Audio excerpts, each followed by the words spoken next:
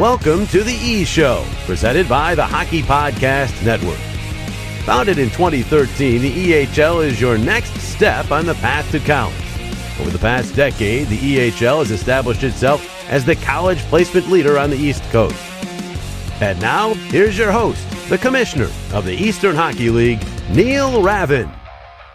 Thanks, Jim. And with that, let's bring in Jeff and Anthony. Guys, I don't think I've told you the title of the podcast for this week yet, but it's pretty obvious. This one's being called The One Before Jeff Gets Married. Jeff, we are one day away. How are you feeling? I kissed my beautiful fiance before I got out of bed to do this podcast and said that exact thing. I said, "One more day, babe." And she goes, We're excited, we're nervous. Proud of you, Jeff. Yes. I actually came up with the name of this episode before I think last one was even finished. And I'm not sure if you guys are fans of the show Friends, but that's where the title comes from.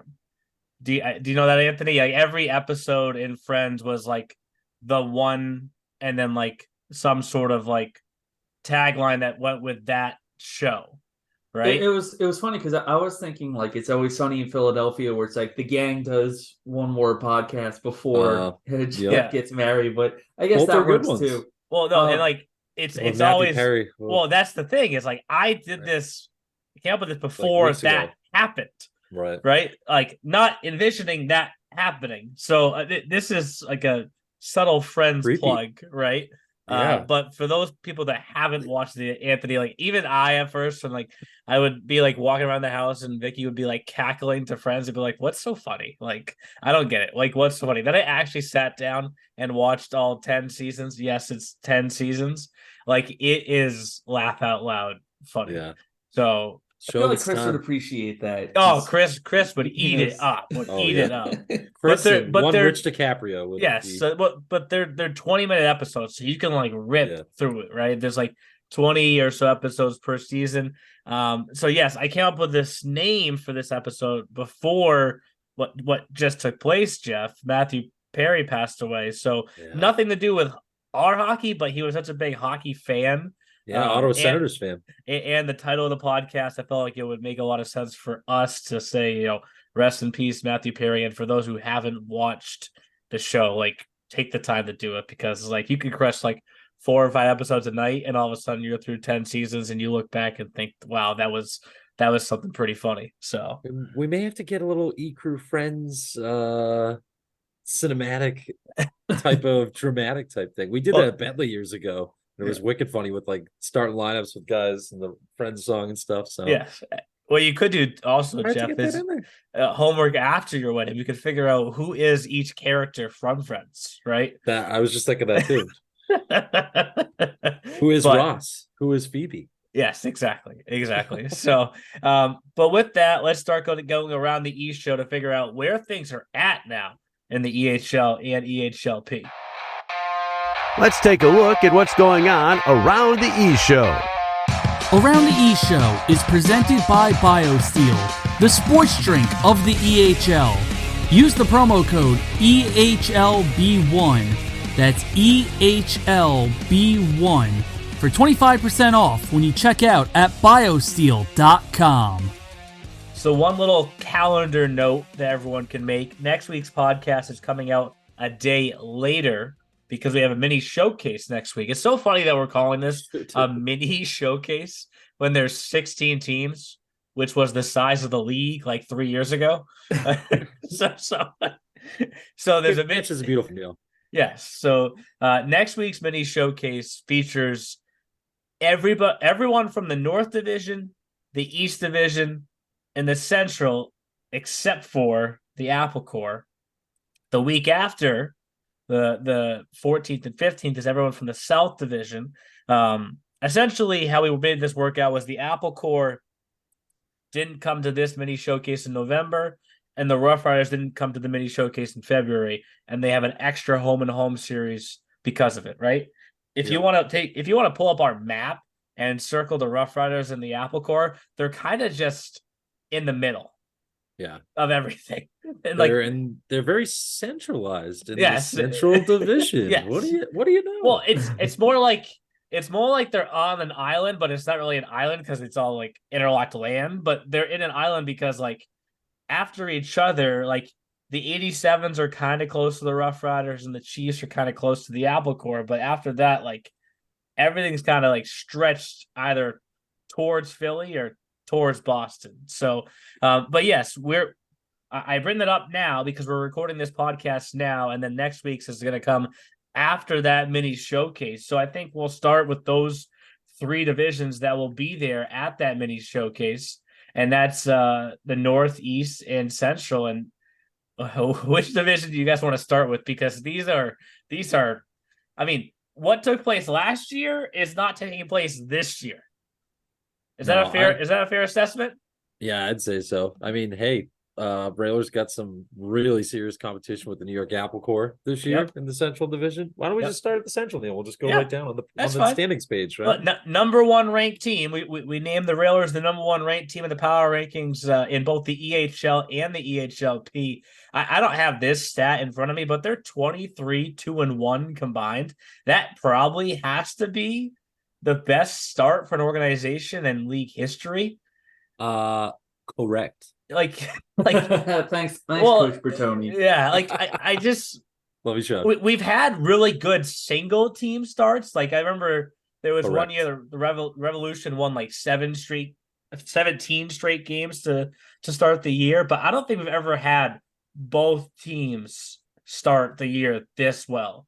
And for that EHL team, what's so funny to remember is they lost their first 2 games. Yeah.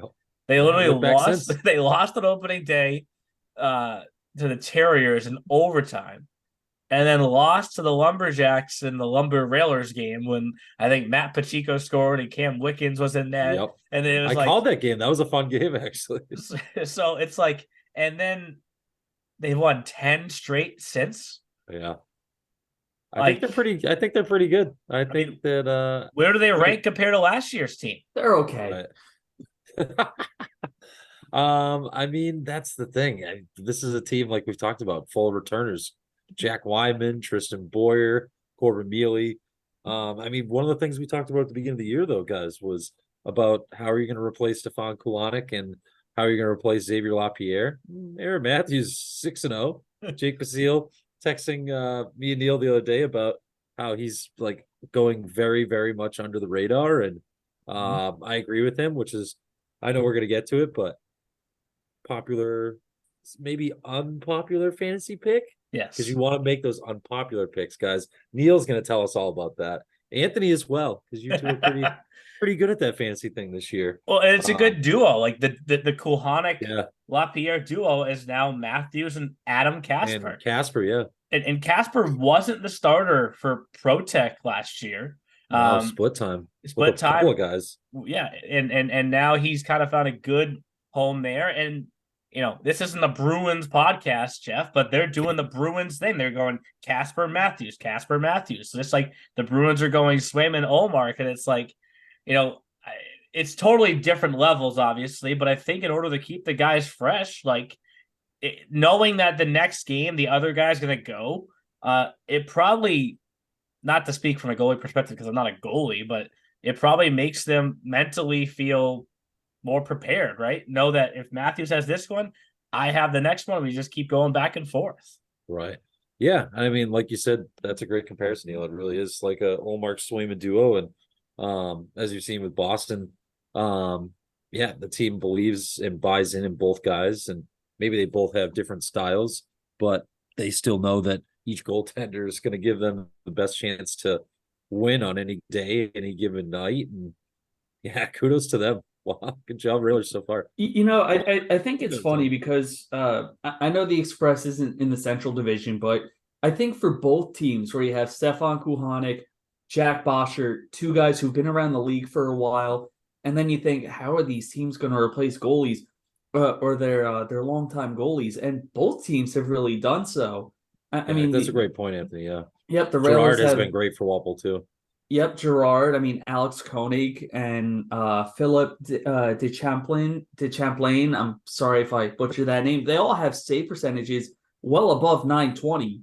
Yep. So I think it's just funny how I think the Railers and the Express, two teams where you think, how are they gonna, restock on goaltending? They both kind of did that well, but I mean, For with the sure. Railers, going back to the Railers because this is their segment right now. Wasn't it last year where the Railers P team? It took them like 15 games to give up 10 goals against. Yes. Where Yes. It also took them forever to get like over double-digit losses, I think, or get a regulation loss. I think There's it's some other, I think like, I think it's a record. regulation loss. Regulation loss, I think it was. Yeah. where both teams just seem so motivated. Where Yeah. like the last couple of years they just come out of the gate like they're on a mission, and it's just unbelievable to watch. So Yeah. I mean, the Railers EHL team on a 10-game winning streak, that's just out of this world. And I think we talked about that last week too, Anthony. That's a good point. Like all three of us have been around the Railers for quite some time now. That Odessa family, Sean Bertoni, a former goalie himself, so I think he knows how to pick goaltenders. They don't like the participation trophy. Like they're like, hey, cool, we've been to the Frozen Finals. We want to win the damn thing. Yeah. Yes, they've gotten real close, but they haven't done it, and they want to do it. Those guys eat, sleep, and drink hockey. So I think that's what you're seeing here. And they're probably listening to this and saying, guys, pump the brakes, crew. Right. Like it's only November 2nd, right? Whoa. But Anthony, to your point, like these winning streaks, like once it shows double digits on that right side of the column, it's like, oh, now I notice, right? That's like, a bender. Yeah. it's almost like you don't really catch it until you see the big two numbers next to it. But Jeff, you brought this up earlier with the Apple Corps. We should go to them next. Like they have 9 wins so far. And Lenny, I mean, like this isn't a shot at you by any means, but you had 14 last year. That's why people are noticing. You're 5 Right. away from tying last year's total. It's not even Thanksgiving yet. We talked earlier this season about how their first 7 games through October 10th were all 1-goal games. Yep. Some of their victories since then, 5-1, 7-1, 6-3, 7-2. 7. They're scoring at will, right? Yeah. So maybe the best counter to that Railers duo right now, and I know that these two teams just faced each other and the Railers won both games in Brewster, but that was not the 21 or 22, 23 Railers versus Apple Corps matchups. Like they were 2 tight games. And yes, I think Rhode Island's having a better year, and Providence, the Chiefs, everyone has a chance to say that they could be there at the end. But if we had to all make predictions right now, I think we would say that we're on a crash course for an awesome Central Division Finals between the Railers and the Apple Corps. Yeah, without a doubt. And then another guy that truly cares. We talked about the Odessas and Coach Bertoni, Lenny Caglione. That kid loves the New York Apple Corps, and we all love talking to him. The Minerva brothers, another good pair. We talked about Justin Horatio, their social media manager. Like they've bought in. I really like this Anthony Vernillo kid. He called a couple of goals. I called a couple of them at the Worcester Showcase. He's got 11 goals now. Peter Dunkel, Anthony had him in fantasy last month. Got him a bucket of points. I wish I had picked Peter Dunkel. But, that's a team that's definitely dangerous. And obviously, as we all talk about too, like when I opened up my statement about the Central, that the Railers finally have competition. Rest of the Central, I didn't mean that in any mean way. You guys all know that. You all he's know saying that. pick up the Connecticut's slack. Providence. Yeah, but I mean, if we're being honest, that race was a little lackluster last year, for lack of a better term. It was a little lackluster. It was Railers and then kind of mix the bag of the rest of the teams. And not anymore, baby. Not anymore. I think another thing I want to point out with the Apple Corps too is that they've had 2 games against the New Jersey Bears, and while they're 0-1-1 against them, both of those games were 1-goal games. And we all know that the Bears, like the Railers, are also one of the teams to beat right now. So I do think that, again, even if they didn't beat them, I think that you have 2 1-goal games, one of them going into overtime, that shows that this Apple Corps team can skate with the very best of them. Yeah, talked about Carson Fry, monster of a goaltender. And the Bears also streaking 5-0-1. Yes. Yeah, you talk about Peter Dunkel in goal, Anthony Vernillo. How about Nick Sweet? He already has 6 goals. Tyler Goebel, who's on Tyler Goebel, who's on the Union Junior Thunder last season, served as the captain for their inaugural year. He's doing really well right now with Apple Corps. So that they have a lot of different players who are just, really buying in, pitching in, and for what seems like the first time in a long time, Apple Core is just right in the thick of things, and it's good for them to see. 6 guys in double digits for points, and a couple of guys already knocked on the door too. So that's how you get it done. It's obviously early, but if you look at the standings kind of closely, it feels like 3 kind of tiers in there. You get the Railers, Apple Core battling for number 1, Rhode Island and Chiefs battling 3 versus 4, and Providence versus Rough Riders battling 5 versus 6. So will be interesting to see, obviously, who's in, who's out. One of those 6 teams will be out of the playoffs, of course. The last place team will not make it. But then, of course, you don't want to be in that 4-5 play-in game because you don't know what could happen. No. And then you don't know what could happen after that, right? You could be the Team Maryland and be in the play-in game last year and then get to within a game of the Frozen Finals too. So obviously very early on for that talk, but that's the Central for now. We'll work up from there because in the East Division, this is probably teasing my game of the week to watch already, but it happens on Jeff's wedding, and I will not be watching. I'll be just checking the score online. Be a little bit busy driving down for that. But we got a 20-point Rangers versus a 20-point Wizards matchup. We always kind of joke about the Wizards and their slow starts historically, and then they pick it up. They came out of the gates hot this year, and they really haven't slowed down, guys. No, Corey, like we said, this is not Freddie Myers Wizards from years past. even though Corey Fellini was part of those Freddie Meyer-led Wizards. Freddie, if you're still listening, we love you, bud. But yeah, another team that's got a nice balance of guys that are returning from last year's team. They built a nice little nucleus. Raffoni's been really good. Will Rice has been really good. Joe Fontaine, Kolovos. I know Kolovos got banged up and he's been out for a little bit, but still racked up 8 points in 6 games. We miss Mac Over. Jake Basile cries himself to sleep at night because there's no more Mac Over. But they're still moving along. Gavin Kiley's been awesome for them. And yeah, another team that it's good to see this parity. It's good to see the Wizards battling away. And that division, I always jokingly say, I think I've probably said it 3,000 times in my last 5 years in this podcast, but Beastly Eastly, baby. They're beastly. Rangers, Express, Wizards, they're all right there. And don't sell the Seahawks short. That's another team that you're always going to see. They're always going to battle you. They're going to be in the fight too. So I know they're coming up the rear, 5-7 right now. Bandit's still trying to figure it out. Of course, crossing over from USPHL to the EHL. So we'll see what they have, but yeah, that's been a fun, exciting division so far there, Neil and Anthony. Hey, don't forget the Boston Junior Terriers. They're not doing bad either with the 6-5-3 record. Yeah, they're the only teams I haven't gotten to see yet. Actually, I got to see Neil Mulcahy, and Cody Gonyu, but I have not gotten to actually call or see any of their games yet. And I feel like when you're the Boston Junior Terriers too, with the 6-5-3 record in that division. That's good. Is actually not too shabby. I think you put them in any other division, they probably have a bit better record. But going back line to of the Wizards, year from Cody Gagno. Sorry to cut you off, Anthony, but they have 10 1-goal games. So they've kind of taken that from the Apple Core. Cody's been saying that his heart rate's been tested so far this year. Three their last 5 games have been all 1-goal games. 2 in a shootout, 1 in overtime. So sorry to cut you off, Anthony, but I had to make sure you slip that in there because they are like every game is like a heart attack. And all the East Division opponents, Express, that was a 3-2 loss in overtime, and then they beat the Wizards the following game in a shootout. So doing it against tough competition too.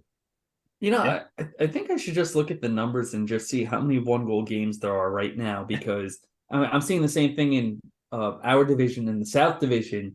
So I just think that's a recurring theme where there are just so many 1-goal games. But what I want to say about the Wizards is I guess they're just a team that flies under the radar because you have the bigger, I guess, marquee names like the Boston Junior Rangers for the Express Hockey Club. Yeah. And then, there's just the Wizards kind of vibing and, off to a hot 9-3-2 start. So I think that, everyone around the EHL should definitely pay more attention to the Wizards because, again, they're right at the thick of it. You can either stick with the tried and true, the Boston Junior Rangers. We're going to get to the north. All right, Chris Sorella. All right, the rest of the Avalanche.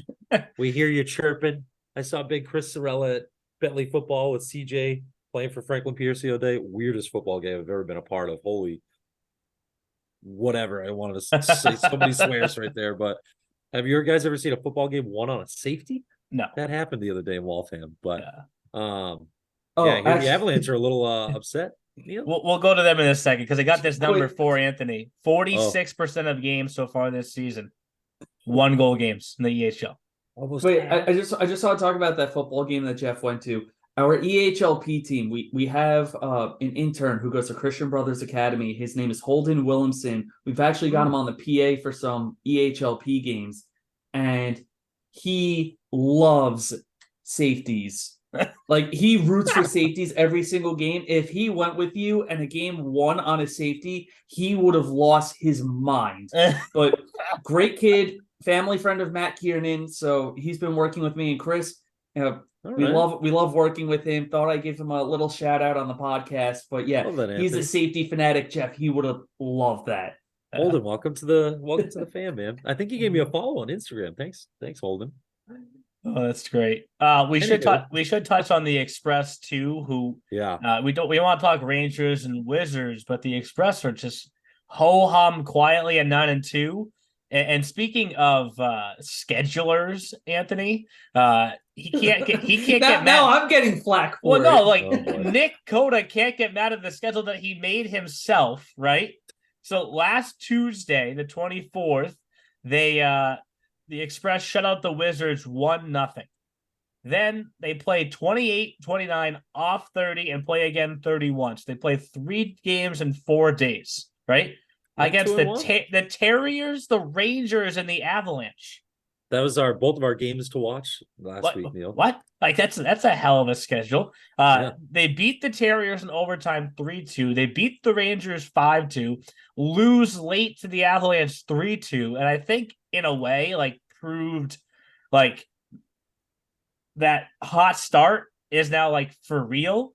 And this race in the East is gonna be awesome. This electric. Is gonna be it's gonna be electric because as we mentioned, all the 1-goal games for the Terriers, the Seahawks are always a tough team to face, right? If the playoffs ended today, I guess you could say, or playoffs started today, Rangers would be the 1 seed, Wizards Express for the 3rd straight year in the 2-3 matchup, a Terriers Seahawks play-in game. Damn, dude, that's a pretty hefty slate right there. So will this be the year the Seahawks finally punch their ticket and move on to the next round? Yeah. Will the Junior Terriers surprising people? You'll have to find out. We still got a lot of season left. Yeah. To the north we go, Jeff, and yes, let's say their name. We aren't doing the power rankings weekly this year because, truthfully, the issue that I've had in years past is it's just so inconsistent how many games there are for every team week to week, right? So it's tough to move somebody in one direction when they simply don't play, right? So over the course of the month, everyone plays at least once, right? Some teams play, as many as 9 games, 10 games sometimes, and other teams maybe as few as 6 or 7, but it still gives you a better sample size or whatever you will to kind of make a determination if somebody should move up or move down. And through 2 months to date, Jeff, the Avalanche are not in the power rankings yet. Get the pitchforks out for me. Sound the alarm. Sound the alarm. Where's the purge sign? They're coming. Yeah, Chris, they're streaking as well. Yeah, he showed me some message from one of the players that I clearly must be delusional and not seeing the streak column on the standings where they've won 5 straight games. But so has Seacoast, and they're not in the power rankings either, right? And yes, 3 of the 5 teams in the power rankings are from the East Division. 1 South, 1 Central. Actually, the 87s haven't been in either power ranking yet either, Anthony, but we'll get to the South next, right? It's a different year this year, guys. I mean, I think in years past, we've seen the parity kind of, I don't want to say deteriorate, but kind of water find its level a little bit with the perennial top teams kind of taking over by this time. But the parity has been really, really consistent throughout the first 2 months. Jeez, Neil, I mean, who'd you get to make these power rankings? The Associated Press or something? These poor power rankings, man. These things have gone through the gauntlet. I remember when they were Ravens rankings. I remember when Neil put fine print on the bottom, and then we'd still get every showcase. You get people showing up and being like, and then he "Hey Neil, so how delegated does the this power work?" rankings to us. Yes. Read the fine print, please. This amount of points equals a win. This amount of points, explains it all. Still get issues. Yeah. How are we doing these this year, Neil? Are we allowed to expose that to the media or to the public, or are they semi being voted to on? the media, Jeff? We are the media. I know. Yeah, it's my power rankings committee. Found You him. and Nash. Yes. No one can see Neil looking around his office right now. Nash goes, woof. I don't want Uncle Chris in the power rankings. Woof. I mean, toy the last time he was. Don't get me wrong, right? Like, 5 is the Wizard. Could it have been Seacoast? Could it have been the Avalanche? Absolutely. Could it have been the Wolves too? Right? I mean, they have their own 3-horse race there at the top of their division.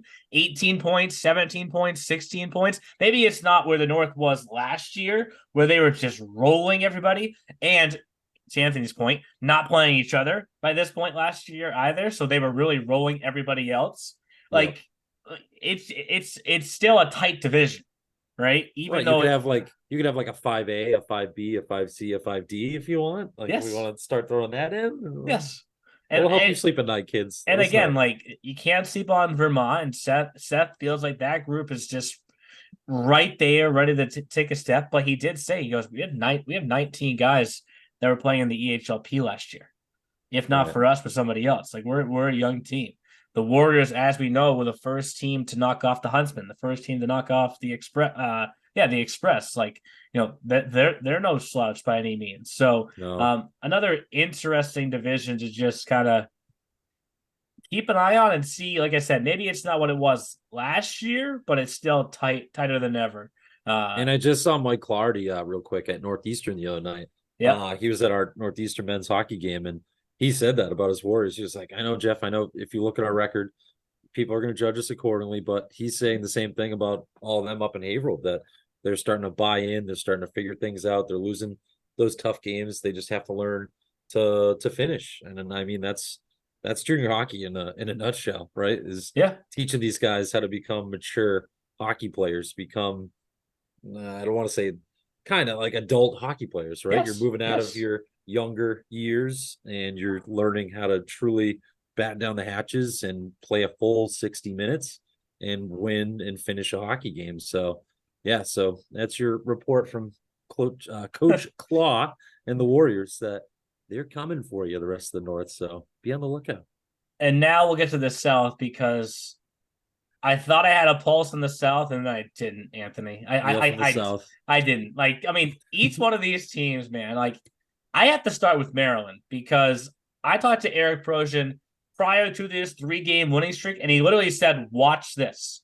And then they won 3 straight games. And I was like, okay. So, like, clearly he saw something that he knew this was coming. I mean, and the Huntsmen came out to this hot start. I mean, yesterday was an emphatic victory for Team Maryland, 7-0 over the Huntsmen. And they've climbed out of last place to move into 5th place. But the Little Flyers are kind of a streaky team, also still the deadliest probably power play in the league. Philly Hockey Club had won 3 straight games.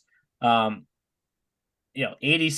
battled 2 very tight games with the Bears. Like, Bears, in a way, quietly have won 11 games too, maybe because we've only seen them in person at one showcase, Jeff. But Anthony, can you give me a pulse on the South Division? Yes, please, Sir Ant.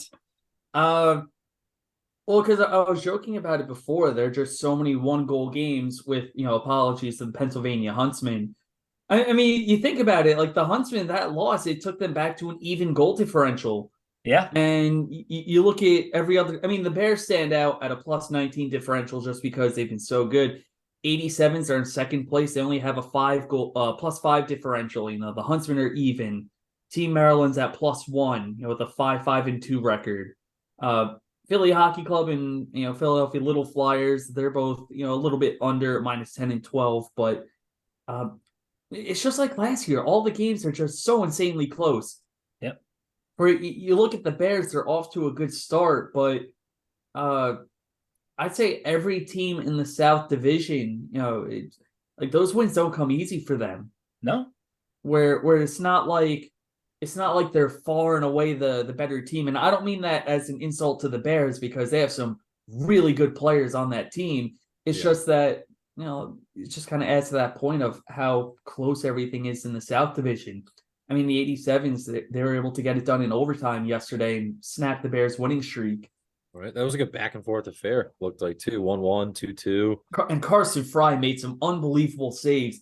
He made 2 big saves on Landon Adams, who then eventually scored the overtime winner. And credit to Chris Russo. When he did the interview, he got a good soundbite out of Landon Adams where he was like, it almost seemed like I was starting to lose a bit of confidence, but then I got that overtime winner and everything felt right again. And they actually have a pretty good backup too. Tim Briley, he's 4-1. Yeah, are you on my computer right now, Jeff? I literally have his page pulled up right now. Hey! I always thought about picking him in fantasy this month, but I was like, is he going to get enough starts?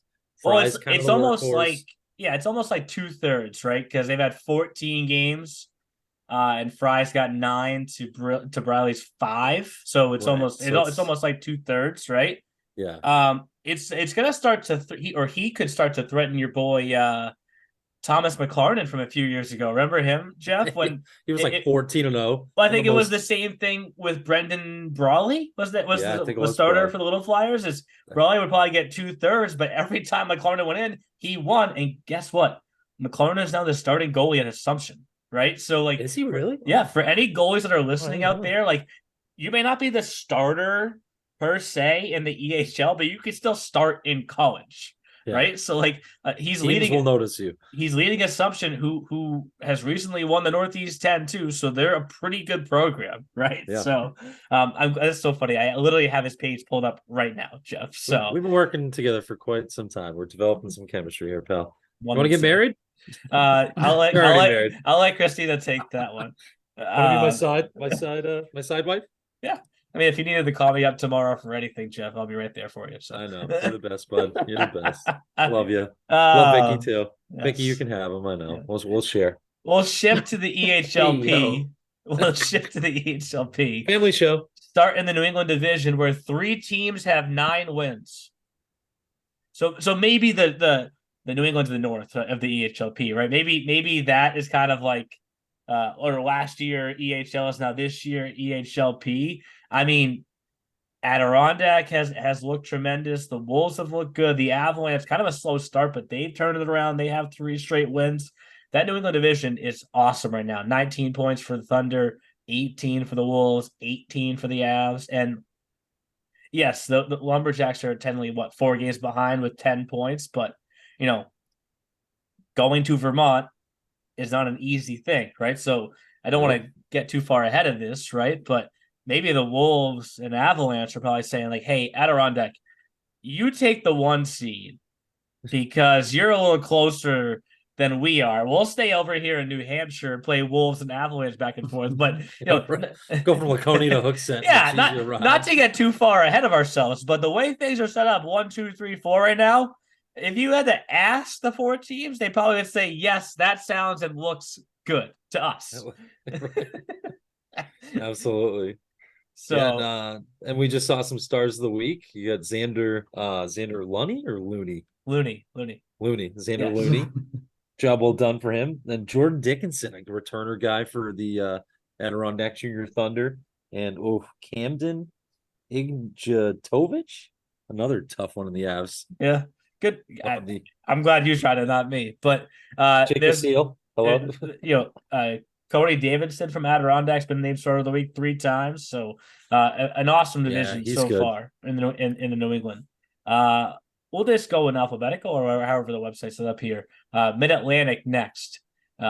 Still kind of the Renegades are still there. Kind of East Coast wizardry.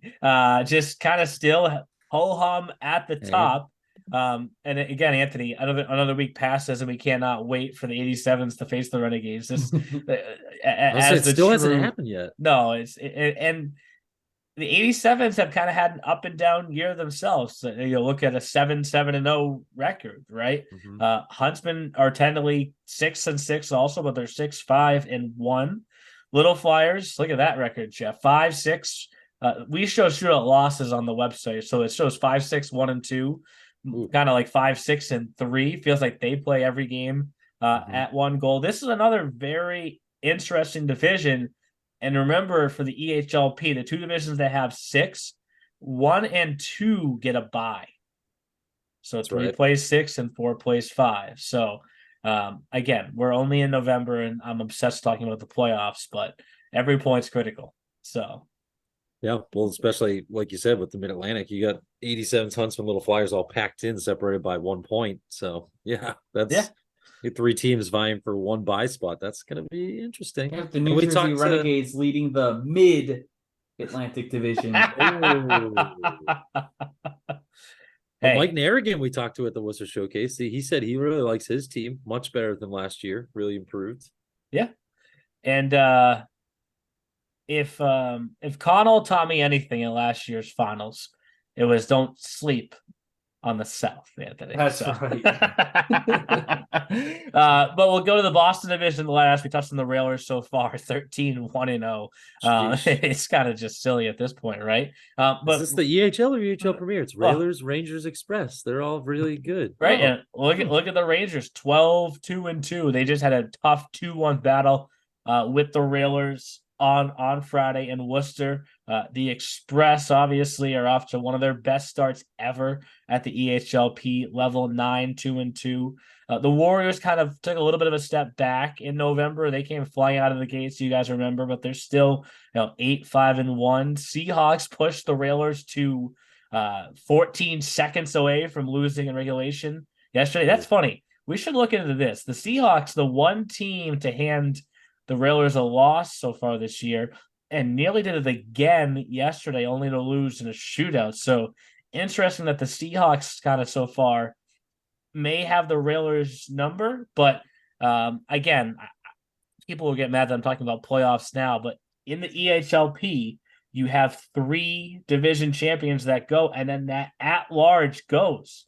And remember, last year, that at-large were the Railers.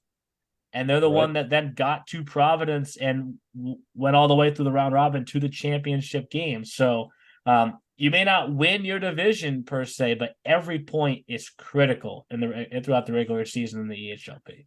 Yeah, without a doubt. And especially in a division with, and actually, have you guys seen the points race too? We got a bunch of Connor McDavid's. Charlie DiMartino's averaging 2.3 points a game. Sweeney just under 2 points. Andrew Duvall just under 2 points. Justin Sargent 1.64. So that's more like 1.5. But holy crap. Yeah. And I want to talk about the EHLP points, Jeff, because I think that's a good segue into fantasy. That's actually a really good segue into fantasy. Let's go. Gotcha. So let's go to the E-Show Fantasy Challenge now. Got your partner. Now it's time for the E-Show Fantasy Challenge. Follow along on the EHL app, available now for free on both Apple iOS and Android. So we'll start with the question that everybody is asking at home right now, Jeff. Did you put Tyler Toffoli in your lineup this week? Neil, hold on. Let me open up my Yahoo app for you both. He's right there. Okay, good. After all the goals he had last week, it's a good thing that he's in your lineup this week. Yeah, what has he done this week? He scored versus the Minnesota Wild. Hey, how are you? Thanks, Anthony, and the New Jersey Devils and Tyler. Oh no, that was Sunday. Damn it, dude, he got so many points last week. 12.8 points on my bench, 10 points on my bench, 4.60 on my bench, 0.20. You got a -2 against the Buffalo Sabres, but hey. While you're there, Jeff, and I guess part of fantasy this year is we always touch on our Yahoo NHL League. What is Jim McCabe's team name? The Sakane Chiefs? Yeah. What is that? I'm asking you. I have no idea. Poor Jimbo's currently sitting in 12th out of 12 teams in our fantasy league right now.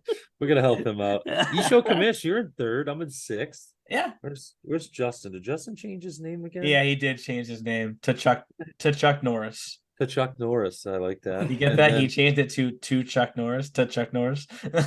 We won't read Jamie Callery's team name, but he's pretty good too. He's in 2nd place. He's I'm facing him this week.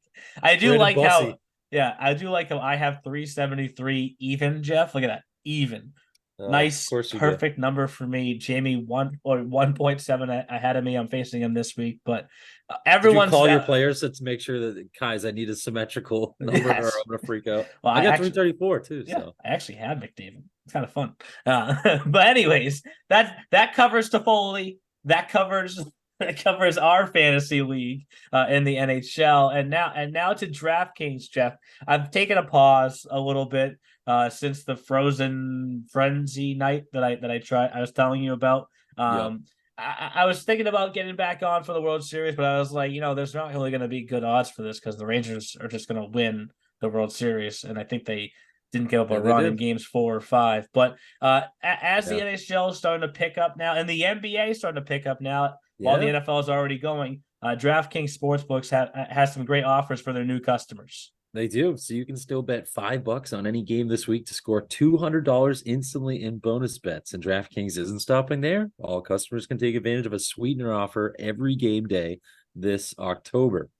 So get in on the game day greatness. Download the DraftKings Sportsbook app now and use the code THPN. New customers can score $200 instantly in bonus bets when you bet 5 on the NFL. That's the NFL, folks, not the NBA, not the NHL, the NFL. That's code THPN only on DraftKings Sportsbook, an official sports betting partner of the NFL. The crown is yours. Do you have a gambling problem? If so, call 1-800-GAMBLER or you can visit www.1800gambler.net.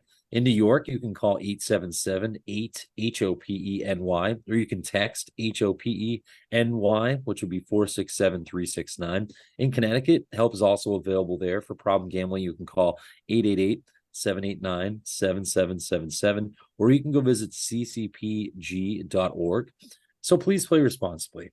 On behalf of Boot Hill Casino and Resort, licensee partner Golden Nugget Lake Charles, 21 plus, age varies by jurisdiction. You can void in Ontario.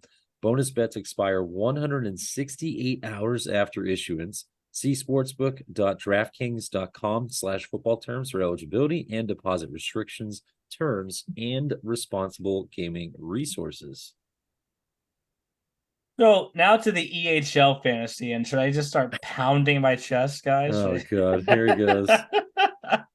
Well, I should really start pounding Jack Constable's chest because he kind of carried me there, right? But Cam Reardon, a great What do you month have? as 7 well. goals, 7 assists? Jack Constable had 7 goals, 7 assists, 9 power play points, and 2 hat tricks. And that was a month. Folks. That was a month. Not a season. That's most D-men get that in a season, or most D-men don't get that in a season. Actually, well done, Jack Constable. And actually, since the graphic went out, Nick Coda was so kind to tell me that I was missing an assist for Gavin Samopoulos as well. So overall, the total was 102.2. But this is where it gets interesting, Jeff. And you kind of mentioned that EHLP thing earlier. Is like, this is where it's tough, right? Sean Myers, father of Peyton Myers, commented how if fantasy had just ended on the 26th, he would have won, right? But this is where it gets tough because 26 days in October. Well, and like EHLP, the scoring is higher, as we've covered on this podcast, but it can also be fewer games, right? And then to your point about goalies too, like, did I know that the Wolves were going to play Cam Reardon as many times as they did throughout the month? Probably not, but it adds up. You know, the more starts you have, the more saves you make. I think he had over 200 saves for me in the opening month. So, and I guess as a humble brag, it's kind of like I hope that this proves for us, Jeff, that we know what we're talking about, right? Yeah. You know, I finished in 4th, Anthony in 4th, you in 9th out of 56 people. We're all in the top 10. Well done, boys. I think it has to help prove that what we're talking about. Anthony, that was a great pivot to Chris DiMartino, who, fun fact, not all 42 of those points came from the EHLP because he scored a goal for their EHL team as well against the Rangers on Sunday night. So this Charlie DiMartino, not Chris. Sorry, Charlie. This is a player to keep an eye on, guys. Yeah. I mean, he scores at will no matter where he plays, right? So, but just to highlight some of the players from the first month, 48 points for Jack Costabile, as we mentioned. AJ Lackas picked AJ Lackas, so did Jake Basile, and he got 35 points. Peyton Myers 44, DiMartino 42 was just after Anthony brought him in. So if he had him the whole month, God knows how many points he would have got you, Anthony. PJ Sweeney, 43. The players really, Charles Watson in goal, 37. The players really came out, and we do not have the picks out yet for the month of November, but I'm happy to report that we have more entries than we did in October. We have Steve, can you tell us how many, Neil, or no? It's over 60. I have to. There's a couple. There's a couple people that I think didn't realize that their submissions went in twice.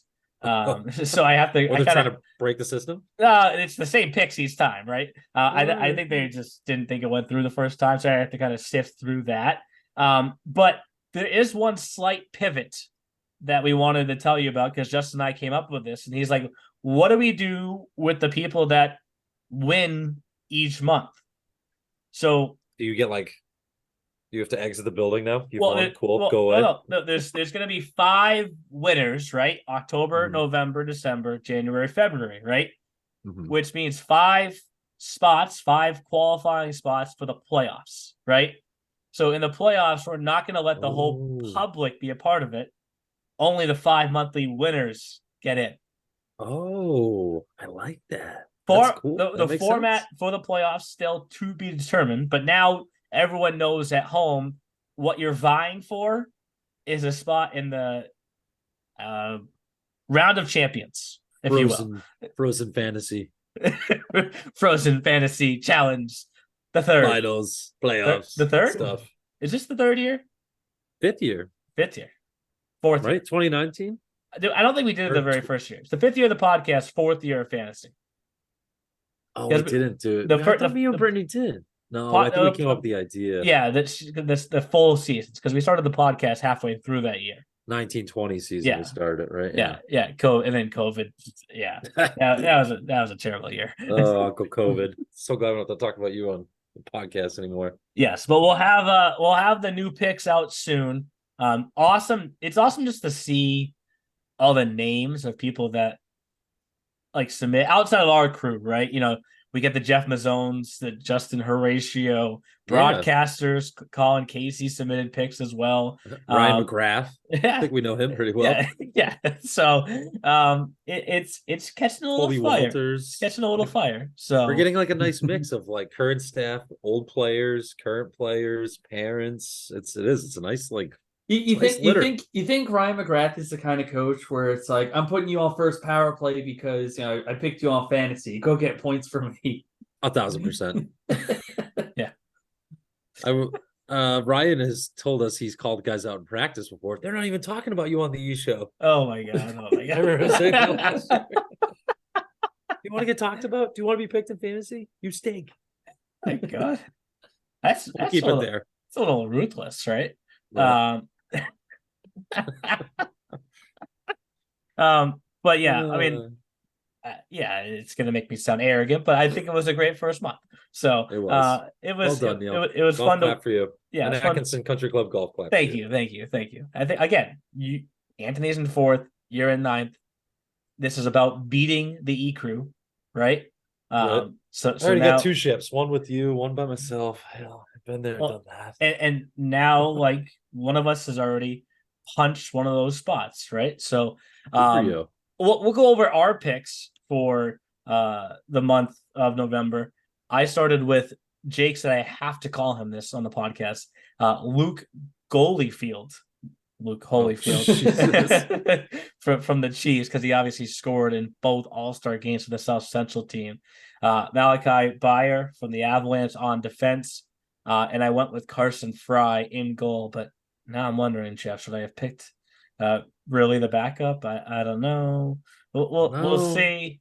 I listen. I don't think I can duplicate what I did in the first month, but I went with that.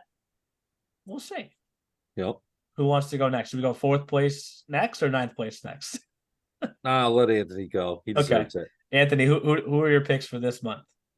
Okay, so I've got Matthias Johansson. He's been playing really well for the New England Wolves. We talked about the Wolves earlier in the podcast, how they've been doing they've been doing pretty well up in the North Division. They're at a 7-3-2 start. They've scored 43 goals for, which actually leads the entire North Division. Even though they are in third place, only 2 points behind the Spartans. So I'm going to go with him. On defense, I'm going to go with Drew Cody of the Express Hockey Club's EHLP team, where he's one of those guys that can rack up points from the back end. He's gotten a lot of power play points. I think that could be very helpful for fantasy. So welcome to Team Anthony. And then in goal, I got Charles Watson, where, I mean, he's just been lights out for the Boston Junior Rangers. Yeah, he's not bad. Thank you, Peter Dunkel. You got me a lot of fantasy points. He's been playing really well for Apple Corps. And now I'm going to go to the Boston Junior Rangers because they always seem to just pick some really good goaltenders there. For sure. All right, time for my 9th place. You know what? To give you my picks. You know what's weird too? I picked I picked a Ranger, a Railer, and a Seahawk last time. I'm picking a Ranger, a Railer, and a Warrior. I gotta get the heck out of the Central and East Division, huh? Start spreading my wings. I don't know, Joe. I mean, they're good teams, right? So I went with Brett Beal. He's just an absolute beauty, as the boys say. Kid that was a point per game player last year for Coach DiCaprio and has been more than a point per game player this year. Got a lot of game winning goals. He's got power play goals.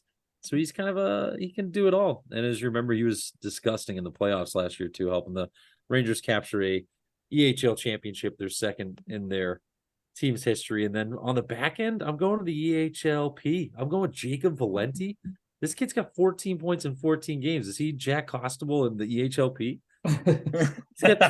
He's got three multi-goal games, guys. He just had 2 goals, 2 assists against the Seahawks the other day. Yeah. Had 2 goals versus the Bandits, had a 2-goal, 1 assist game against the Rangers. Both of his goals were on the power play. I saw Ryan McGrath picked him last month and he got him 25 points. So Jacob, please help a brother out. And then Aaron Matthews, the kid's 6-0. I mean, yeah, I think Jake was right when he said the under the radar thing. I'm glad that we were already done with picking fantasy picks, because I was like, Jake, don't let everyone know about Aaron Matthews. You want to have a goalie that not everybody has so that you can stack up as many points. Little secret to some of you taking notes at home. So Aaron Matthews, come on down. To that point, Jeff, only 2 of us, myself and Olivia Scott, picked Jack Costable last month. Really? Yes, I don't have the full tallies this month coming up because we're about to plug him in still. There's a lot of Jack Costable. Oh, of course there is. Now it's like, everybody knows. Yeah. But there's also a lot of games to watch, as I mentioned, with the first mini showcase coming up. So let's jump to what to watch for now. And now here's what to watch for in the EHL and the EHLP. What to watch for is presented by Flow Hockey, the official streaming platform for your EHL and EHLP action throughout the 2023-2024 season. I actually already gave my EHL game to watch, and it doesn't take place in the mini showcase. It takes place on Jeff's wedding day. Rangers versus Wizards at the Edge / Hogwarts, as Rich likes to call it. Hogwarts. He calls the Edge Hogwarts. So that's my matchup to watch at the EHL level. I'm not going to give one in the mini showcase as well, because I'll let you guys pick one from there, and I think there's plenty of good matchups. But for the EHLP, I kind of teased this a little bit earlier. Actually, on next Thursday, the 9th, there's a Wolves Avalanche matchup, a battle of 2 9-6 teams, potential playoff preview. And again, that game is going to take place before we reconvene on this podcast, because the 9th is the last day of the mini showcase, and we'll get back together on that Friday the 10th. So there's my 2 games to watch: Wizards, Rangers, EHL, Avalanche, Wolves, EHLP. Whoever wants to go next. All right, I'm going to go before mine gets taken again 2 weeks in a row. I'm going to go with Junior Terriers and New England Wolves, a game that I'll have the call for you on Flow Hockey on Wednesday at 12:30 at the Wick. 2 teams we talked about, part of some exciting races in the East and North Division. Wolves were at the top of that division for a little bit, and they're only 2 points out of first place still. Terriers right in the thick of it with the Express, Wizards, and Rangers. So I'm excited for that because, like I said, the Terriers are one of the only teams I think besides Hockey Club Rhode Island that I really haven't been able to call a game or see them on Flow Hockey based on my schedule and stuff. So really excited to start to see this new Junior Terriers team that Cody Gagnon and Neil Mulcahy have built, and I've heard lots of really good things about. Or Gagnon, damn it, I got it. Gagnon. There's a Gagnon on a team that I call games for, and there's Cody Gagnon in our EHL, so that's fun. Yeah, that's fine. Anthony? Well, I was gonna That's say it. what to watch for. Maybe Jeff's wedding on Flow Hockey. If Hey, they're Oh, gonna Flow stream it. Hockey broadcast. I called John Fiore to Oh, that was podcast supposed to night. be a surprise. Sorry, Jeff. Hey, just one piece of advice when they say, "Do you take Christina to be your lawfully wedded wife?" Do not say correct. I might. If Flow I mean, if Hockey's you do, on, I that would might be the just look at funniest thing camera. ever. And that would be great stuff for the E show. But I guess I'm going to be a little bit of a homer here and go with 87s at Team Maryland on Wednesday, November 8th.